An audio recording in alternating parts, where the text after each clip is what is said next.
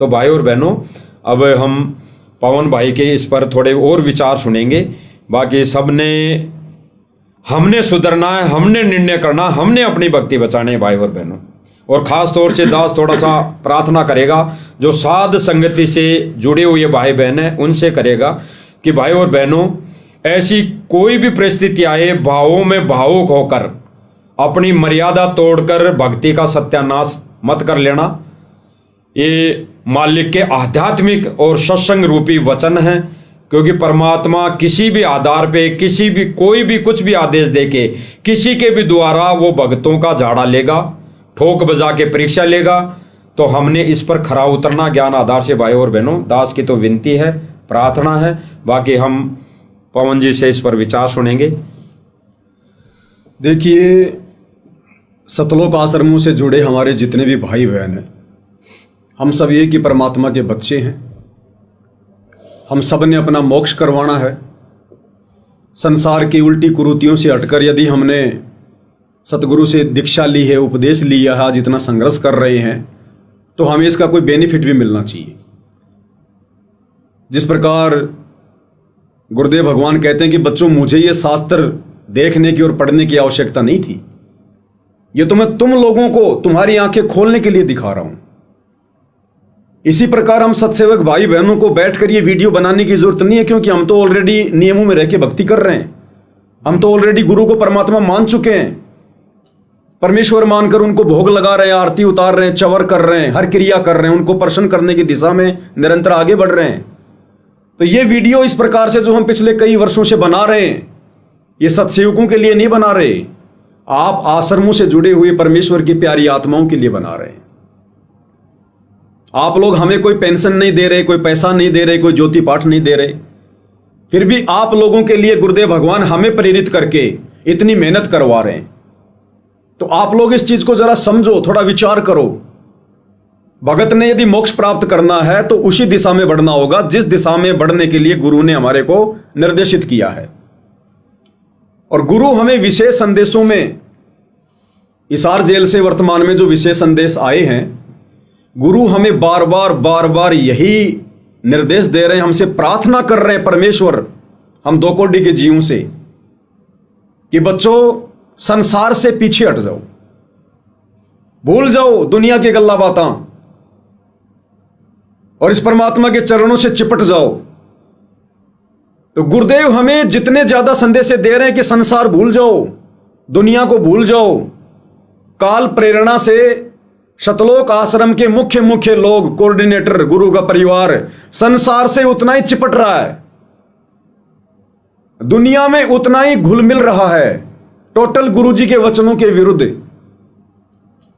एक छोटा सा सत्संग आपको सुनाना चाहूंगा पूज्य गुरुदेव भगवान का, जिसमें क्या कह रहे हैं परमात्मा, सारी संगत को क्या दिशा निर्देश दे रहे हैं परमात्मा। आपके मोक्ष के लिए परमात्मा ने कसर नहीं छोड़ रखी, जो भी संभव व्यवस्था है वो सारी कर दी है। बच्चों, तुम भी दया करियो, रहम करियो उस परम पिता पे। और इस दास की उम्र देखो, और दास कहाँ है 9 साल से, ये देखो, और यहां से आपके लिए क्या कर दिया दाता ने। उस मालिक को देखो ध्यान से। आप बालक नहीं हो, आपकी आत्मा में समझ आ जाना चाहिए कि ये क्या हो रहा है। कुर्बान हो जाओ, संसार की भूल जाओ बातों को, जो ज्ञान हम देते हैं उसके ऊपर समर्पित हो जाओ। तन मन धन सब अर्पिए, भक्ति मुक्ति के काज, जिनके उन्हें बंदगी के इंद्र का राज। तो गुरुदेव हमसे प्रार्थना कर रहे हैं, विनती कर रहे हैं सारी सृष्टि के मालिक कि बच्चों भूल जाओ संसार को। संसार को भूलने का मतलब है दुनिया वालों से कनेक्शन तोड़ लो। जो भी उनकी परंपराएं हैं, रीति रिवाज हैं, ये मान सम्मान, निंदा, स्तुति, इन सब से दूर हट जाओ। तुम्हारा रक्षक, तुम्हारा वारिस, तुम्हारा भगवान केवल गुरु है। गुरु के दिशा निर्देश में चलो, उनके वचनों पर चलो, सत्संग रूपी आदेशों पर चलो। दुनिया को भूल जाओ, संसार को भूल जाओ। और हमारे बड़े बड़े भाई जो आश्रमों वाले, कोऑर्डिनेटर भाई, गुरु का परिवार, ये देख लिए किस प्रकार से जगत वालों को इकट्ठा करके भक्तों को भी संसार में धकेल रहे हैं। खुद तो पीछे नहीं हट रहे, उल्टा संगत को भी संसार में धकेल रहे हैं। अब आप बताइए, आज के इस मान सम्मान में किसको क्या फायदा हुआ? सारा का सारा नुकसान संगत को हुआ, क्योंकि संगत के पैसे से सारी व्यवस्था हो रही है। गुरु के परिवार ने अपनी जमीन तो नहीं बेची, घर की औरतों के गहने तो नहीं बेचे होंगे, सारी की सारी व्यवस्था कहां से हो रही है? संगत के दान धर्म से। और इसका निष्कर्ष क्या निकला? क्या सम्मान मिल गया संत रामपाल जी को? बैठे तो जेल में ही है, दुनिया की नजरों में तो कैदी हैं, न्यायालय के अंदर हैं। क्या इज्जत मिल गई सतगुरु रामपाल जी को? क्या फायदा हुआ इस झूठे मान सम्मान से, इस दिखावे से? कौन सी वहां पर मीडिया आ गई, कौन से मीडिया कर्मी आ गए वहां पर जो कल को पूरे हरियाणा में फैला देंगे कि संत रामपाल जी का मान सम्मान हो गया? तो सतगुरु हमें संसार से उल्टा हटने की शिक्षा दे रहे हैं, हमसे प्रार्थना कर रहे हैं कि मेरी उम्र देखो, अपनी उम्र का हवाला दे रहे हैं और कह रहे हैं रहम करो उस परमात्मा पर। परमात्मा कौन? सतगुरु रामपाल जी। तो गुरु अपने भक्तों से कह रहा है कि मुझे, मेरे ऊपर रहम करो। और हम क्या कर रहे हैं? अब एक बात मैं और ऐड करना चाहूंगा, छोटी सी, जो आगे चल के घटित भी होगी, क्योंकि हम जो भी बातें करते हैं वो कोई भविष्यवाणियां नहीं होती, ना हम कोई भविष्यवक्ता हैं। सतगुरु ने तत्व ज्ञान ऐसा दे दिया, हम आगे का खुली आंखों से देख सकते हैं। इन लोगों ने किसान यूनियन की 5 लाख रुपए देकर मदद की। एक सुरेश कोथ नाम का हरियाणा का व्यक्ति, किसान नेता, जिसका एक वीडियो भी आया था, जो हिसार जेल में गया था किसी कारण से, और वहां उसने संत रामपाल जी के विषय में भी उसने बताया। बाहर आकर फिर उसने आश्रम वालों से कहा कि ऐसे ऐसे आप हमारी मदद करो। इन्होंने सोचा भाई 10-20 हजार की मदद हो जाएगी। सतलोक आश्रम वाले आए और उन्होंने 5 लाख रुपए उस सुरेश कोथ को दिए। उन लोगों ने देखा, रे 5 लाख, वो तेरी की, ले लिए उन्होंने। और उस सुरेश कोथ ने फिर अपने इंटरव्यू में क्या कहा कि आगे चलकर उन 5 लाख रुपए ने हम लोगों का झगड़ा करवाया। उस 5 लाख रुपए ने हम लोगों का झगड़ा करवाया। हरियाणा के जाट आरक्षण में इन्होंने कभी 11 लाख, कभी 5 लाख, कभी कुछ चंदा देकर आरक्षण वालों की मदद की, जो कि ज्ञान विरुद्ध है, भक्ति विरुद्ध है। ये चंदा लेना देना भक्ति मार्ग में सतगुरु के नियम नहीं है। लेकिन इन्होंने मर्यादा तोड़कर, संगत की तुड़वाकर, संगत का दान धर्म का पैसा उसका दुरुपयोग किया और जाट आरक्षण संघर्ष समिति को इन्होंने करोड़ों रुपया दिया। एक छोटा सा वीडियो तो आज इस पंचायत का देख लीजिएगा। इस पंचायत में एक प्रधान जी ने तो बिल्कुल साफ साफ कह दिया कि जाट आरक्षण में 25 लाख रुपए दिए गए हमारे को। किस खुशी में दिए गए? किस खुशी में दिए गए? दहेज में दिए गए? जगत को, कुपात्रों को तो दान देने के लिए गुरु ने मना किया है, चंदा देने के लिए मना किया है। फिर किस खुशी में राष्ट्रीय समाज सेवा समिति के द्वारा हरियाणा के जाट आरक्षण में 25 लाख रुपए दिए गए? एक छोटा सा वीडियो पहले आपको दिखा देता हूं, फिर मैं अपनी बात को आगे बढ़ाऊंगा। क्या कहा जा रहा है? हम जाट आरक्षण में मैं अध्यक्षता रोहतक जिले का, जब इसने हमारे साथ, महाराज ने साथ दिया था तो इसने मारते ही 25 लाख रुपए दिए थे उस टाइम में। सतगुरु रामपाल जी भगवान जी की जय हो। क्या कह रहा है? जाट आरक्षण में हमारे को 25 लाख रुपए दिए, गुरु के ज्ञान विरुद्ध, विधान विरुद्ध, मर्यादाओं के विरुद्ध। और मर्यादा किसकी टूटी? संगत की, क्योंकि दान धर्म किसका? संगत का। संगत ने आंख बंद करके कुपात्रों को दे दिया, क्योंकि गुरुदेव तो मना करते हैं कि गुरु बिन दान पुण्य जो करही, मिथ्या होए कबू न फली। गुरु बिन माला फेरते, गुरु बिन देते दान, गुरु बिन दोनों बेकार है, चाहे पूछो वेद पुराण। सतगुरु के अलावा तो कोई दान धर्म लेने का सुपात्र है ही नहीं।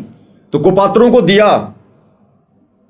25 लाख रुपए, यहां बोला जा रहा है 11 लाख रुपए यशपाल मलिक को दिया, 5 लाख रुपए एक दफा दिया, और भंडारे में तो कई लाख रुपए इन्होंने खर्च किए।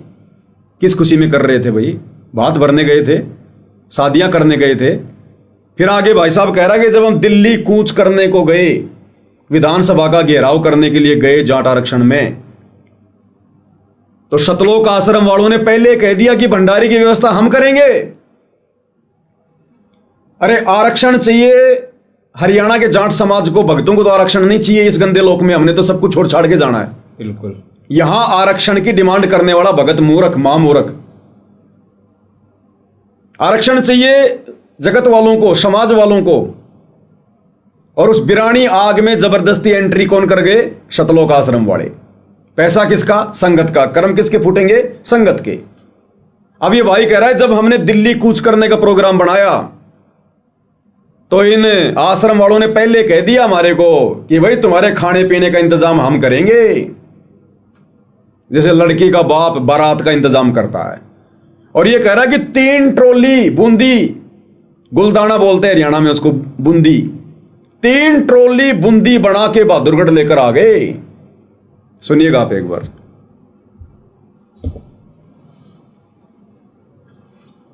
जब हम दिल्ली कूच करने खातिर तैयार हुए, 19 तारीख का संदेश आ गया, भाई आ जाओ फैसला होगा।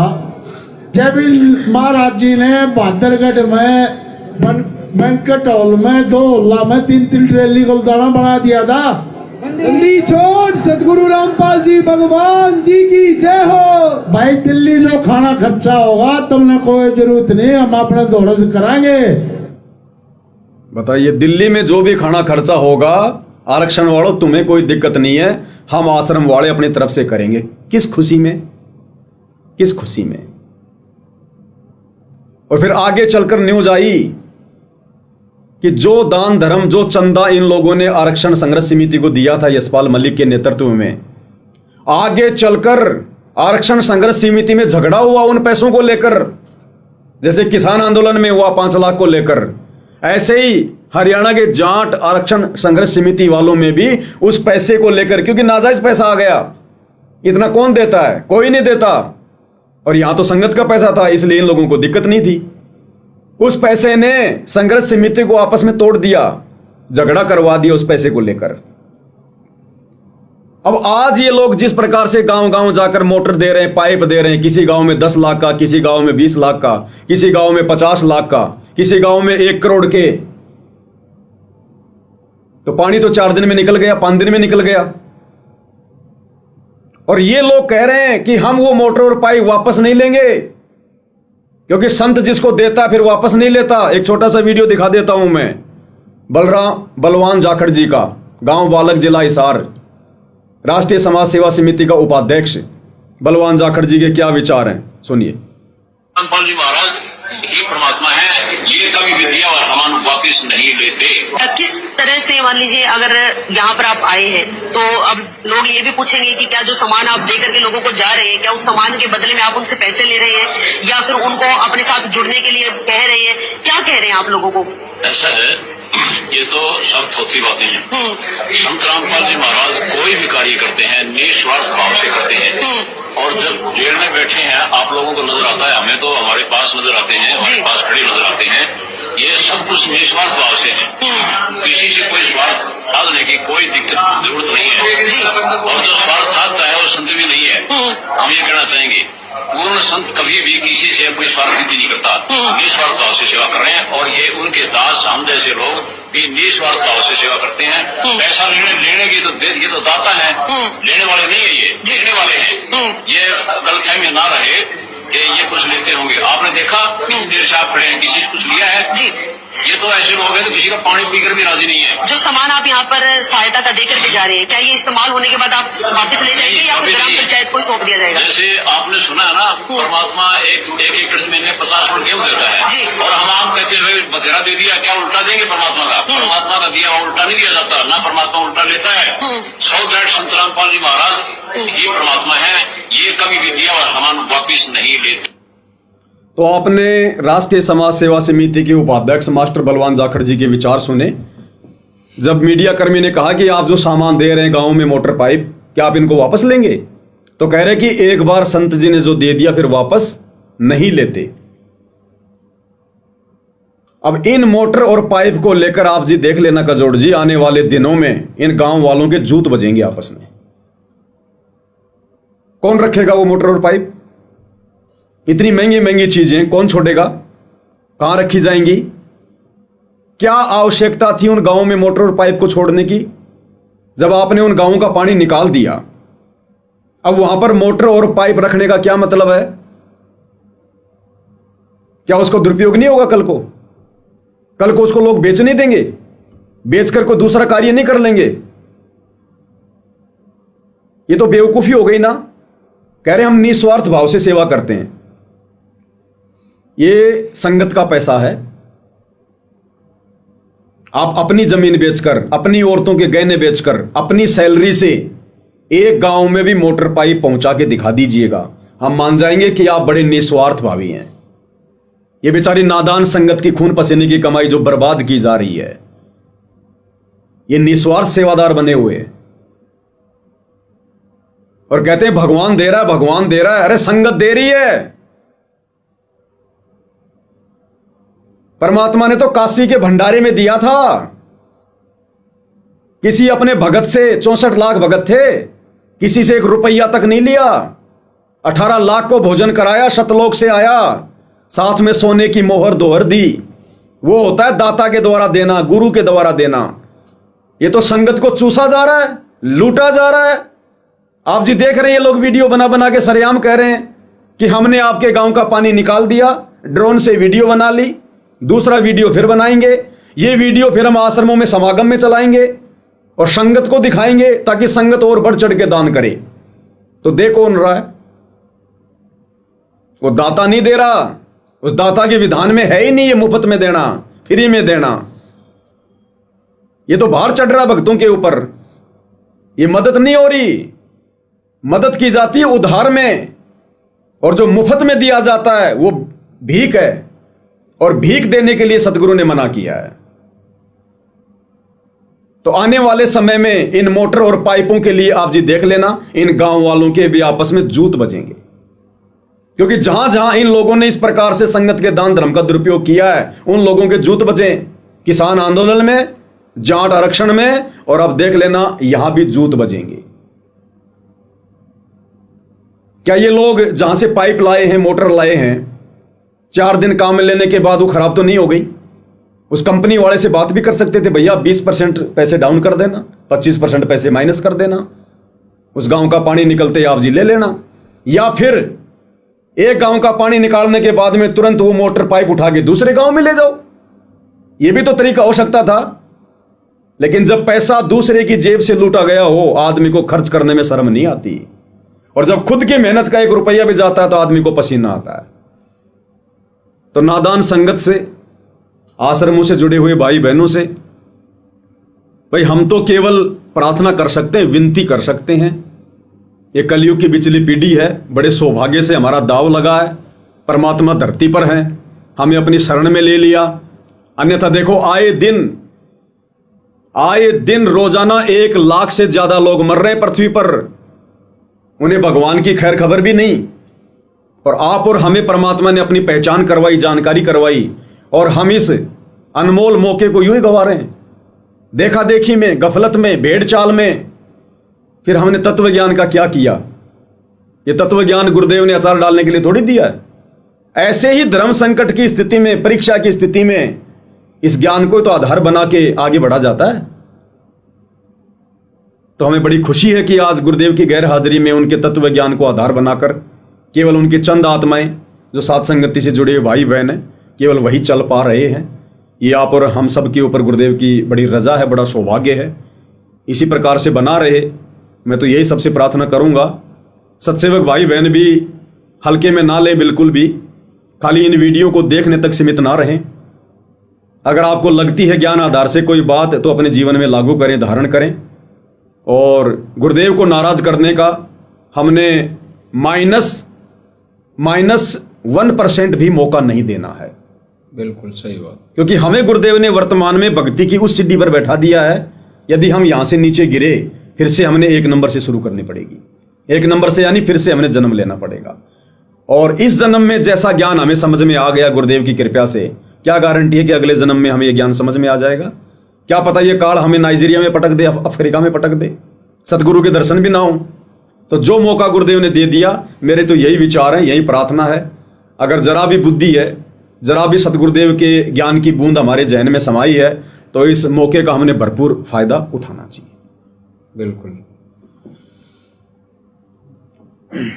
तो सुने भाई और बहनों, एक आध्यात्मिक ज्ञान आधारित विचार, और इस पर विचार सबने करना पड़ेगा, अन्यथा भाई और बहनों ये समय जो है, जैसे कल परसों के लाइव में भी दिखाया था पवन जी ने, कि जो एक अखबार न्यूज़ आई थी गुरुजी के माफ़ीनामे को लेकर, तो उसमें भी गुरुदेव भगवान ने कह दिया है भाई 10 से 11 साल गुरुदेव भगवान एकांत में बैठकर, जैसे कहते हैं ना मोला बैठा मोर से, ये वाणी वर्तमान समय में लागू है भाई और बहनों।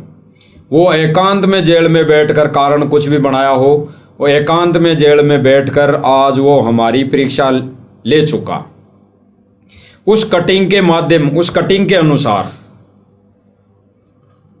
क्योंकि गुरुदेव भगवान उस अखबार में जो न्यूज़ आई है उसके माध्यम से वो संगत को ये कहना चाह रहे हैं भाई 11 साल तुम्हें देख लिया, परीक्षा ले ली तुमने, 11 साल में क्या कितना कुछ किया है गुरुदेव के लिए। अब गुरुदेव भगवान ने वो सारा सब कुछ अपना मतलब हाथ हटा लिया संगत के ऊपर नीचे से, और गुरुदेव भगवान ने कह दिया है। अब फिर बाप तो दुखी हो गए, फिर जब संगत ही नहीं समझ पाई गुरुदेव भगवान के ज्ञान को, भक्ति विधि मर्यादा को, तो फिर गुरुदेव भगवान ने अंत में दुखी होकर, गुरुदेव खुद शर्मिंदा होकर, गुरुदेव ने खुद ने ही कोर्ट से यानी सरकार से, इस कानून से माफ़ी मांगनी पड़ी। जबकि गुरुदेव भगवान की यानी हमारे भगवान कोई गलतियां नहीं करता है, उसकी कोई गलती नहीं होती है, गलती करता है जीव। और सब भाई बहनों ने अच्छे से पता है कि बरवाला कांड सन 2014 में भक्तों ने गलतियां की, गुरुदेव भगवान ने कोई गलती नहीं की। गुरुदेव भगवान ने किसी को कोई आदेश नहीं दिया। जो भी गलती की, चाहे भक्तों ने कुछ भी सोचा हो, कुछ भी किया हो, जैसे वीडियो वायरल होती थी हुई है कि हम तो संत रामपाल जी महाराज जी को जेल में नहीं जाने देंगे, जबकि कानून ये कहता है, यहाँ का विधान लागू होता है, एक आम संत जो वो परमात्मा एक आम संत की भूमिका करता है, तो उसके ऊपर भी वो विधान लागू होता है। और फिर गुरुदेव भगवान ने सत्संग में कही रखा है भाई हमने इस कानून का सम्मान करना है, हमने कानून के दायरे में रहकर ही हमारा ये मिशन चलाना है। एक अच्छे नागरिक की भूमिका सतगुरु स्वयं करते हैं जब धरती पर आते हैं, ताकि उनके भगत भी एक अच्छे नागरिक बने। बिल्कुल बिल्कुल। तो गुरुदेव भगवान का विधान है, गुरुदेव भगवान ने ये बताया है सत्संगों के माध्यम से, तो गुरुदेव भगवान तो ये मर्यादा तोड़ ही नहीं सकता इस लोक की भी, जबकि परमेश्वर के ऊपर कोई मर्यादा लागू भी नहीं है, कोई कर्म लागू भी नहीं है। फिर भी वो काल भगवान से एग्रीमेंट अनुसार, वचन अनुसार वो परमात्मा अपनी मर्यादाएं यहाँ की नहीं तोड़ सकता। तो मर्यादाएं किसने तोड़ी? भक्तों ने, संगत ने उस आश्रम में। तो उसकी माफी भी संगत ने मांगनी चाहिए थी। और संगत कौन? राष्ट्रीय समाज सेवा समिति मैनेजमेंट सेवादारों ने माफी मांगनी चाहिए थी, क्योंकि वही तो दे रहे थे गुरुजी का आदेश बता के 2014 में आदेश संगत को कि गुरुजी का आदेश ये है, गुरुजी का आदेश है ये है। तो गुरुजी तो दे नहीं रहे थे आदेश सर्व संगत को, वही तो ला रहे थे। जैसे आज वर्तमान समय में गुरुजी का आदेश बता के संगत में पारित किए जा रहे हैं। तो उस टाइम पे भी भक्तों ने मंद बुद्धि के चलते वहां पे ज्ञान और विवेक नहीं लगाया कि गुरुदेव भगवान एक तरफ तो सत्संगों में कहते हैं कि हमने यहाँ की व्यवस्था का पालन करना है, और आज गुरुदेव भगवान ये पालन खुद क्यों तोड़ेंगे? तो गुरुदेव भगवान का विधान गुरुदेव भगवान खुद नहीं तोड़ सकता, तो फिर हम जीव कैसे तोड़ सकते हैं? लेकिन 2014 में भक्तों ने ये विधान तोड़ा, यानी कानून को हाथ में लिया। तो सर्वविदित है भाई और बहनों, माफी भी संगत ने ही मांगनी चाहिए थी। और संगत कौन? केवल राष्ट्रीय समाज सेवा समिति मैनेजमेंट, क्योंकि उनके ही आदेश थे, उनके ही मनमुखी सारा ड्रामा था। लेकिन फिर भी क्या करे, अंत में 11 साल परमेश्वर ने देख लिया कि भाई अब ये तो समझ पाएंगे नहीं। मौका खूब दिया और विशेष संदेशों में भी बोला कि अब तो सुधर जाओ, अब तो सुधर जाओ, ज्ञान को आधार बना लो, देखा देखी में इधर उधर मत भगो। और फिर जब संगत नहीं समझ पाई तो अंत में गुरुदेव भगवान ने माफी मांगी, और माफी मांगकर ये साबित कर दिया कि भाई ये परीक्षा हो चुकी, ये संगत की परीक्षा हो चुकी। जैसे 625 वर्ष पहले कबीर जी ने परीक्षा ली थी कि देखा देखी में 64 लाख वैसे ही जुड़े हैं या ज्ञान को भी, सत्संग को भी आधार बनाया है। तो एक फचोड़ मारी थी, क्योंकि संत के विधान में है, गुरु के विधान में है कि वो नकली शिष्य नहीं रखता, नकली शिष्य बना के नहीं रखता। नकली मीन्स अमर्यादित भगत वो अपने मिशन में नहीं रखता। मिशन में मतलब अंतरात्मा के जो मिशन है उसमें नहीं रखता, जो आत्माएं पार होगी तो परमात्मा सिर से बोझ उतार देता है, पटक देता है।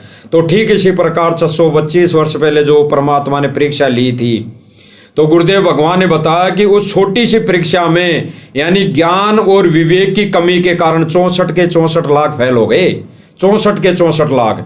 जबकि गुरुदेव भगवान बताया कि परमात्मा बताया करते थे उस समय कि भाई शराब पीने वाला डेढ़ है, वो काफिर है, वो भक्ति के लायक नहीं है। कुकर्म करने वाला वो भक्ति के लायक नहीं है, वो परमात्मा के विधान में वो सेट नहीं हो सकता, वो शिष्य नहीं है। और फिर जब छोटी सी पिछोड़ मारी, शीशी में एक बोतल में पानी भरकर, गंगा जल भरकर उसको शराब की तरह पीना और गणिका माई को सज धस के बुलाना और हाथी पे बैठ के लीला की, तो भक्तों ने क्या सोचा, ये भगवान तो शराब पी रहा है और ये भगवान कहता है कि भाई ऐसे हार श्रृंगार नहीं करना चाहिए, तो भाई ये तो हार श्रृंगार भी पहना के इस गणिका माई को बिठा रखी है। तो एक छोटी सी परीक्षा में फेल हो गए कि हमारा भगवान ये कर रहा है। तो आज वो भगवान हमारा, जैसे गुरुदेव भगवान ने बताया कि राजनीति, भगत को राजनीति के आसपास भी नहीं जाना चाहिए। तो भगतों ने वहां पे विचार विवेक नहीं लगाया, ज्ञान को आधार नहीं बनाया कि आज जैसे पीला पर्चा आ गया कि बीजेपी को वोट देना है, गुरुदेव क्या आदेश है, फलाने की राजनीति में जाना है, उस मुख्यमंत्री की रैली में जाना है। तो विचार नहीं किया कि ये गुरुदेव भगवान का आदेश हो सकता है या नहीं हो सकता। तो संगत वहां पे मात खा गई। तो इसी वजह से परमेश्वर ने वर्तमान समय में ये 11 सालों में हमारी परीक्षा लेके फचोड़ मार दी भाई और बहनों, फचोड़ मार दी। और अंतरात्मा से यानी आध्यात्मिक दृष्टि से सबका कनेक्शन कर चुका है भाई और बहनों। कुछ एक भाई बहनों को छोड़कर जो साध संगति से जुड़कर मर्यादा में रहकर गुरुदेव भगवान को भगवान मानकर भक्ति विधि परमेश्वर के विधान अनुसार वो कर रही है, गुरुदेव भगवान को भोग लगाकर प्रसन्न कर रही है, आरती उतार रही है, तो वो भाई बहन परमात्मा की रजा से बची हुई है। बाकी सर्व संगत की परमात्मा ने 11 सालों में परीक्षा लेकर कोर्ट से, सरकार से गुरुदेव भगवान ने माफी मांग ली है। इस पर राष्ट्रीय समाज सेवा समिति मैनेजमेंट और उसके आदेशों पर लाखों की चल रही संगत ने शिक्षा ले लेनी चाहिए। और दास तो ये कहेगा भाई गुरुदेव भगवान जहां पे माफी मांग ली तो डूब के मर भी जाना चाहिए कि हमारी गलती की वजह से वो हमारा भगवान माफी मांग रहा है। माफी हमने मांगनी चाहिए क्योंकि जीव गलतियां करता है, भगवान नहीं करता। लेकिन कहते हैं ना कि जो मैं पूत कपूत हूं भौर पिता को लाज, तो वो परमात्मा अपने कपूत के लिए भी यानी कुपात्र के लिए भी उस परमात्मा को नीची गर्दन करनी पड़ती है। तो वही आज करवा दिया राष्ट्रीय समाज सेवा समिति मैनेजमेंट भाइयों ने। तो भाइयों और बहनों ये फचोड़ लग चुकी है। अब भी अगर संभलना है तो गुरुजी को रहते सहते अगर कोई संभल गया और सत्य भक्ति पे लग गया, सत्य भक्तों की संगति करके यानी सच्चाई पर मर्यादा में रहे भक्तों की संगति वो करके चलने लगे, तो वो अपनी भक्ति बचा सकते हैं, अन्यथा और कोई रास्ता नहीं है भाई और बहनों। तो दास की तो प्रार्थना है कि भाई और बहनों इस पर विचार करना। आज के इस लाइव साथ संगति, इस लाइव जो पॉइंट था, विषय था, इसको एक गहनता से लेना, विचार करना। बाकी इसके अलावा कोई चारा नहीं है भाई और बहनों। बिल्कुल सही बात है। अंत में केवल हम प्रार्थना कर सकते हैं, क्योंकि हमारे परमेश्वर भी जब हम जैसे 2 कोटि के जीवों से बारंबार विनती कर रहे हैं, प्रार्थना कर रहे हैं, हम भक्तों से रहम की भीख मांग रहे हैं, तो हमारी तो फिर औकात ही क्या है अध्यात्म में। फिर भी हम भक्तों के पैर तो नहीं पड़ सकते, क्योंकि ऐसा तो विधान नहीं है। इसलिए केवल विनती कर सकते हैं, प्रार्थना ही कर सकते हैं। बाकी आपके अपने विचार हैं और अंत में गुरुदेव भगवान से विनती करेंगे, प्रार्थना करेंगे कि परमेश्वर हमें सद्बुद्धि दे, हमारा मार्गदर्शन करें, परमेश्वर हमें काल के जाल से बचाएं और इसी प्रकार से हमें भक्ति मार्ग में अपनी छत्र छाया में आगे बढ़ाते रहें। इसी के साथ हम आज का वीडियो एंड करते हैं। बंदी छोड़ सतगुरु रामपाल जी भगवान की जय हो।